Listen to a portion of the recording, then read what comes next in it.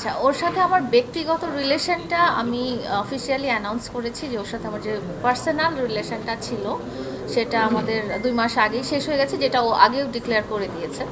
তো কালকে যেটা ছিল সেটা ছিল ওর কাজ, এবং যেহেতু এত বছর থেকে ওকে আমি সাপোর্ট করে আসছিলাম যে ওর একটা ব্যবসায়িক প্রতিষ্ঠান হোক, সেটা যখন সাফল্যের মুখ দেখলো ওই দিনটা ও আমাকে ছাড়া সেলিব্রেট করতে চাইলো না, এবং ও আসছিল আমাকে নিয়ে যেতে, যে তুমি আসো এবং তোমাকে আমার পাশে থাকতে হবে।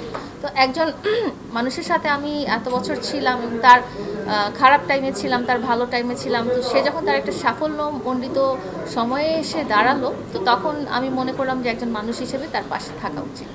এটা আসলে আপনারা হঠাৎ করে নোটিস করেছেন, বাট এটা আমরা আগেও করেছি, তখন হয়তো নোটিস করেনি, কারণ তখন আমি আরেকজনের সাথে যেতাম। এখন আমি একা একা যাচ্ছি দেখে আপনাদের কাছে একটু আনইউজুয়াল লাগছে, তো আসলে এটা আগে থেকেই হয়ে আসছে।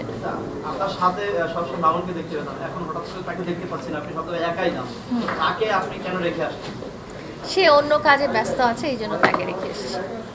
আর সে আমি তো বলেই দিয়েছি সে আর আমার সাথে নাই, সো সে তার মতো লাইফ লিড করছে, আমি আমার মতো লাইফ। আচ্ছা, আজকে এখানে একটা প্রসঙ্গ এসেছে, লাকি একটা প্রসঙ্গ। যখন যিনি ওনার তিনি বলছিলেন যে লুবাবা তাদের জন্য ব্র্যান্ড প্রমোটার হিসেবে লাকি। তো আমি যেটা জানতে চাই যে আপনার আগের জীবন, মানে কিছুদিন আগের জীবন আর এখনকার জীবন, এখনের জীবনটাকে আপনি লাকি বলবেন? আসলে কোন সিচুয়েশনটাকে লাক বলবো বা কোন সিচুয়েশনটাকে ব্যাড লাক বলবো এখনো এই মুহূর্তে বুঝতে পারছি না, বিকজ আমি একটা আনসার্টিনিটি টাইমের মধ্যে আছি এই মোমেন্টে, বিকজ এটা একটা ট্রানজিশন পিরিয়ড। একটা লাইফ থেকে বের হয়ে আরেকটা লাইফে যাওয়া কিন্তু একটা ট্রানজিশন পিরিয়ড। হয়তো আমি অনেক উপরে যাব বা হয়তো আমি একদম নিচে চলে যাবো, এখন এটা একেবারেই আল্লাহ তাআলার হাতের উপরে। আপু, এই সময়গুলো মানসিকভাবে ঠিক থাকা ভীষণ কঠিন। আপনি লায়লা, আপনি কিভাবে মানসিক স্ট্যাবিলিটিটা এই সময় ধরে রাখেন? ডেফিনেটলি আমার মনের মধ্যে কি ঝড় চলছে এটা আপনারা আমার জায়গায় না থাকলে কখনোই বুঝতে পারবেন না। এবং মানসিক স্টেবিলিটিটা আমার আসলে এই মুহূর্তে আমি জানি না, আমি আসলে একটা ঘোরের মধ্যে আছি। গতকালকে আগের দিন একটা স্ট্যাটাস দিয়েছিলেন যে মামুনের সাথে আপনার সম্পর্ক শেষ, তারপরে গতকালকে মামুনের শোরুম উদ্বোধন আপনি গিয়েছেন এবং অনেক আনন্দ উদযাপন করেছেন। আসলে এই ব্যাপারটা আপনি কেমন নিলেন, বা তার সাথে আপনার সম্পর্ক নাই তারপরে কেন গেলেন? আচ্ছা, ওর সাথে আমার ব্যক্তিগত রিলেশনটা আমি অফিসিয়ালি অ্যানাউন্স করেছি যে ওর সাথে আমার যে পার্সোনাল রিলেশনটা ছিল সেটা আমাদের 2 মাস আগেই শেষ হয়ে গেছে, যেটা ও আগেও ডিক্লেয়ার করে দিয়েছে।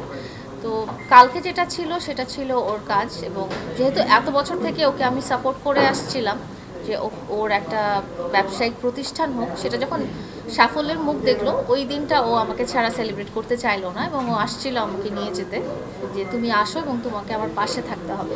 তো একজন মানুষের সাথে আমি এত বছর ছিলাম এবং তার খারাপ টাইমে ছিলাম, তার ভালো টাইমে ছিলাম, তো সে যখন তার একটা সাফল্যমণ্ডিত সময়ে এসে দাঁড়ালো, তো তখন আমি মনে করলাম যে একজন মানুষ হিসেবে তার পাশে থাকা উচিত। আপু, এইখানটাই যে সাফল্যের কথা বললেন, আমরা জানি আমার মামুনকে আগেও দেখতাম, এখনো দেখেছি, তার পুরো আমূল পরিবর্তন এসেছে।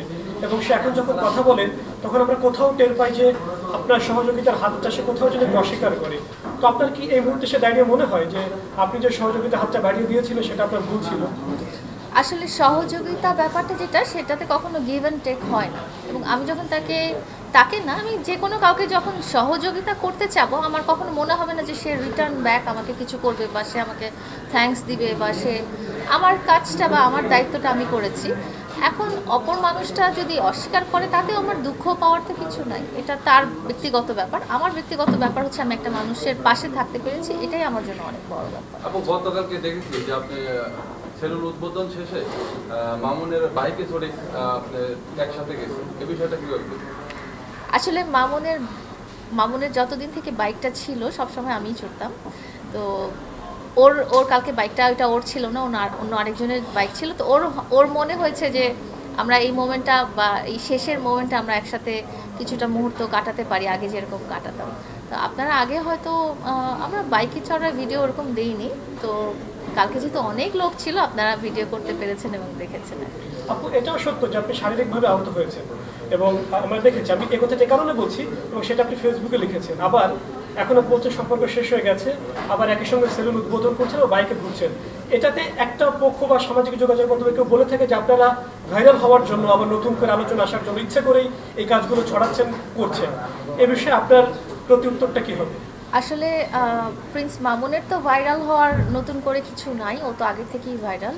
আর আমি যেটা বলবো যে এটা এত একটা স্পর্শকাতর সম্পর্ক যেটা নিয়ে আসলে মানুষের নাটক করারও কিছু নাই, এটা খুবই ব্যক্তিগত সম্পর্ক। বাট আপনি আমাকে যেভাবে দেখতে চান, আমি গিয়েছি ওর একটা শোরুম ইনঅগারেশনে, সেটা ডেফিনেটলি একটা কাজ ছিল, একটা মানে সহকর্মী হিসেবেও যেটা করা যাইতে পারে আর কি।